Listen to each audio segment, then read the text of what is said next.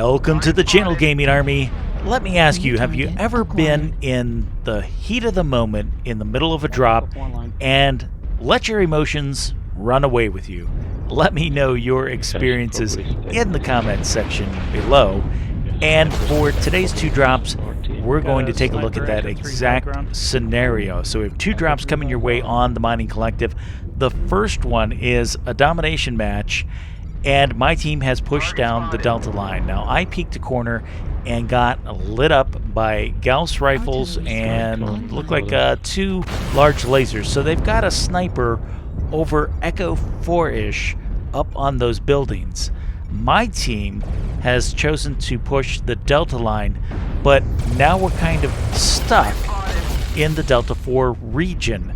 Nobody seems to want to go up and over the top and be dominant on that center location. There's a couple of units up there, but most of them are pulling back, or we've gone into the rocking back and forth section of using this ramp. And while I have a couple of targets that I can shoot at, it's not necessarily ideal for me. I want to be in closer proximity to the enemy to really bring 100% of my damage potential to bear. So since my team is kind of stuck in this section, and it's not necessarily the best spot for me, I think I need to take a look at relocating. There's two units on the high ground, Echo 4, Echo 5. Can't really get to them, and again, they're really out of my weapons range. Right now, the team is being very complacent, just sitting in this Delta 4, Delta 5, and that is a great way to eat a lot of arty strikes or artillery rounds. So I'm going to push forward, and sure enough, there's two units on the Echo 4 buildings, and that's where the sniper was. I'm so frustrated at this point that my team's not pushing, and the fact that they have an active sniper on the board. So that frustration boils over a little bit, and I do something that's it's pretty dumb, I will admit it. I go on this flanking mission because I want to get rid of that sniper right there. If he's left there the entire game, he is going to rack up a massive amount of damage. How do I know this? Because I like to play snipers, and I know exactly what they are capable of. The problem is this. This mech that I'm in is not necessarily the best suited. It's not really a super speedy flanker, which means I've got to take a very long route to get into position to fire on that sniper. And while I'm doing this, that's a lot of time that I'm not able to support my team, that I'm out of the battle, not firing my weapons, not doing damage. So this could very well be a fool's errand that I have elected to undertake, but I am able to flank around the enemy left side, and with a little bit of luck, I will find our sniper up here. He's probably still on that building. No, oh, he's dropped down. So there he is, right in front of me, and because I want him so badly, this is where I wait for him to pause. I take and choose my shot, do an alpha strike, which I know is going to overheat me. I know, but I thought I could take him in one go. I really did, because of the amount of damage this mech can put out, but that was not meant to be. So now I am dueling the Night Jeer. My center torso is not looking good. The good news is his left torso is not looking good. Let's see if we can take some of that off. No, can't get focused. And he is turning away with good reason, because, yes, there we go. There's left torso, and he's one touch now. CT, we get the kill. It only cost us all of our center torso armor, so I don't know if that was a fair trade or not, but that sniper needed to go down. And while all of that was playing out, my teammates got manhandled in the Delta line. I shoot the Atlas. He's looking my way. I've got to reposition and come at this from a different angle. There's only myself and one other teammate left. I know this isn't going to end well, but let's do what we can. There's something across the way, and I don't know what I'm thinking here. I just know that there's an enemy. I fire a shot. That didn't have a prayer. He was way out of range. And this is what I talk about, guys, is letting your emotions run away with you. I was so frustrated and focused on the fact that my team wasn't pushing and that we were getting hammered by a sniper that I managed to put myself in a bad position and get taken out. So the only one left is now our light unit. And all our Pirate Spain has to do is kill 6 enemy units, all while staying within the capture zone at the center of the board. Not a problem. Easy peasy, right? Kill him now. No. Don't see that's going to happen. And guys, there's no excuse for my performance in this one. I did get emotional, frustrated, and made a really poor choice in taking the long way around.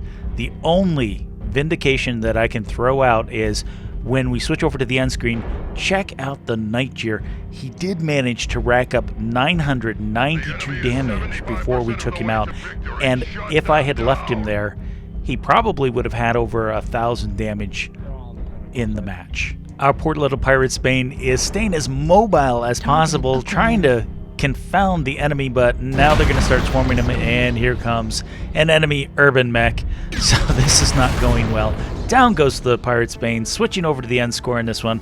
We get the loss. We manage 1 kill, 3 components destroyed, 506 damage done, and look at that Nightjar damage.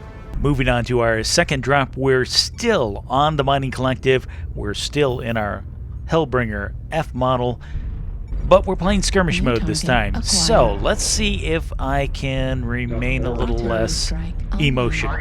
Coming up the Charlie line, looking for some enemy that we see here at Delta 4. There they are, right around the corner. We're going to light them up. Managed to get a good shot in, and that's when I get shot, and it shuts down my ECM. So it was a PPC shot. I think it could be a sniper, maybe around Charlie 3. That's sitting out there in the dark somewhere, sniping away. That's not good. So I'm going to back off. My rear CT is open. That was definitely not fun. And there's another enemy unit, Delta 4-ish, around the corner here.